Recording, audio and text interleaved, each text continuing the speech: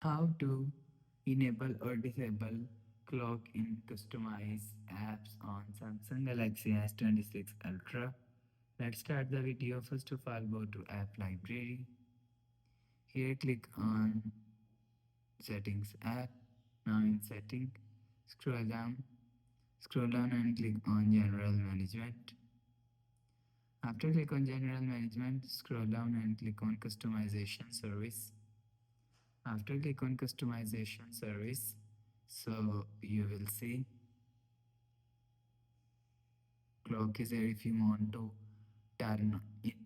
to disable clock, so turn off this button.